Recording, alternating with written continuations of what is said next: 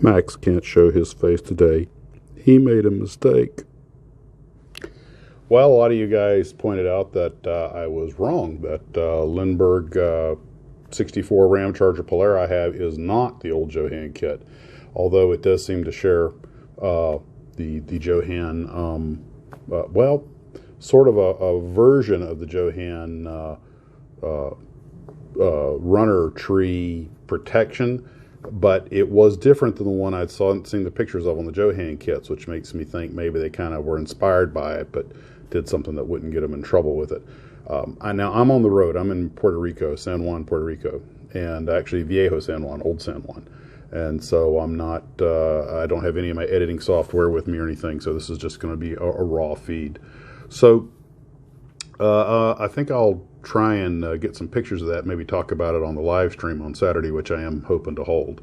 So see what little, I don't get home till, oh gosh, Friday morning, early AM or something. I'm not going to have a lot of time to do research. Plus, I'm still trying to get in contact with Vern Estes.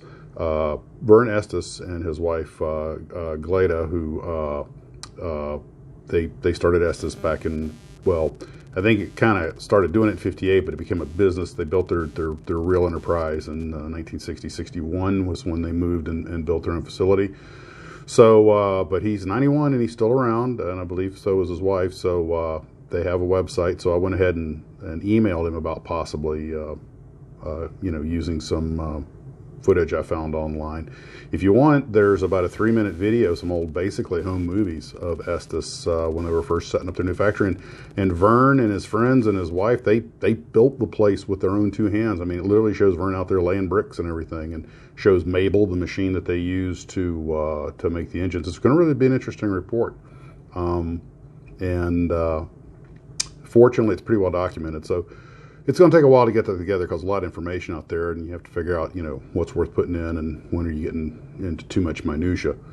So anyway, those were really the only 2 things that were on my mind today. I've been reading a book that was sent to me by a viewer called The Rocket Ranch about the building of the Kennedy Space Center.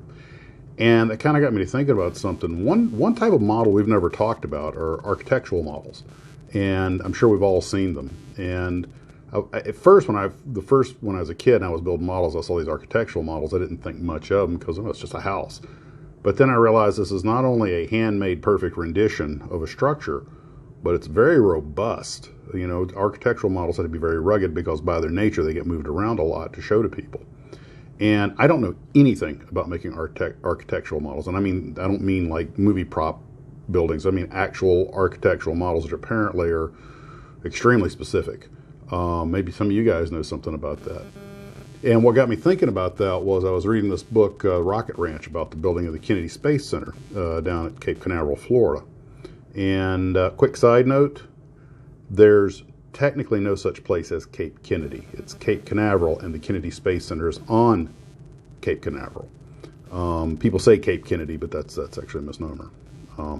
So I've been learning a lot. I've only gotten into that book about 60 pages, and I thought I knew a lot about the space program, but this really gets in the nuts and bolts and things. In fact, I think that's what it says on the covers, like the nuts and bolts of building KSC.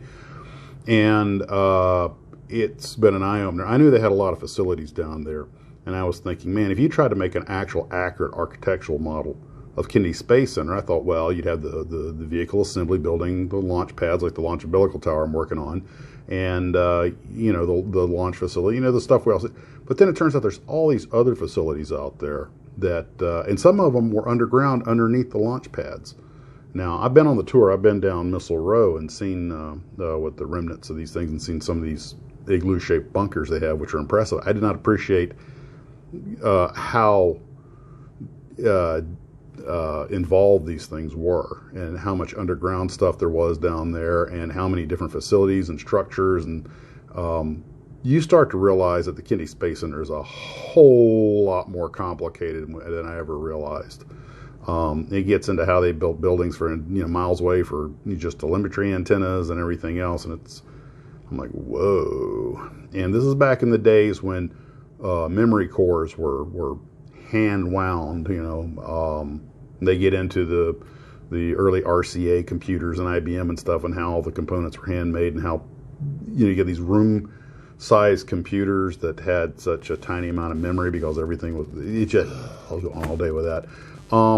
So I had thought, you know, it might be interesting to make like an actual, but it had to be on a very small scale, an actual model of all the facilities. And I realized these things are spread out all over the Cape.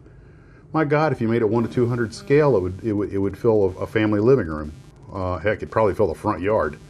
And that got me just wondering about architectural models, because I don't know who makes them or how they make them, but the ones I've seen, because a couple of buildings I've been to, mainly in Latin country, like I was in Colombia, I was in a hotel, and they actually had a model of the hotel in the lobby, and I just sat there staring at it. I didn't think to take it. I probably did take a couple of crappy photos that I can't find, but I was just impressed with the crispness of it, and the fact that it was rugged enough to survive in a hotel lobby.